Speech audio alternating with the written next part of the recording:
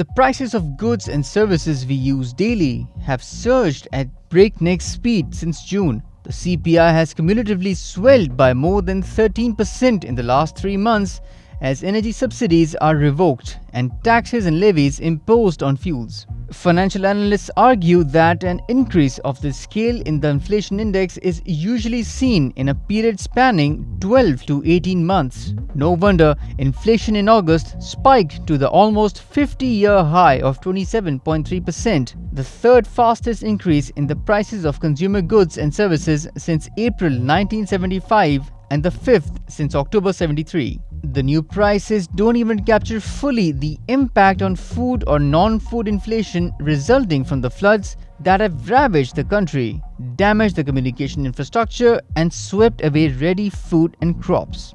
The inflation numbers show that transport became pricier by 63%, food by 31%, housing and utilities by 27.6%, clothing and footwear by 17.6%, education by 10%, and health by 11.8% last month, amidst projections that, once slotted in, the impact of the deluge will drive up the cost of living even further over the next several months. The impact of this year's catastrophic floods on the people and the economy will become clearer over the next few weeks.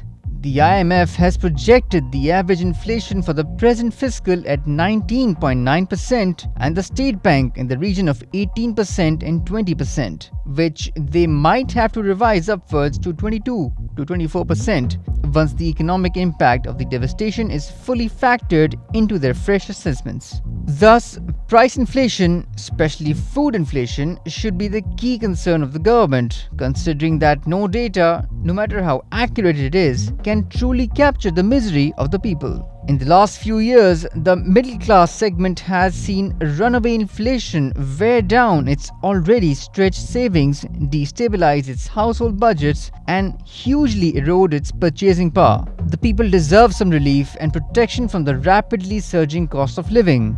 With the IMF program back on track, it is time for Finance Minister Miftah Ismail to focus on reducing inflation in the country. No one is saying that it will be an easy job, considering the damage done by the rains and floods, as well as the uncertain global economic environment. But in the long term, he will be remembered by the people for his performance on this front and not for reviving the IMF deal.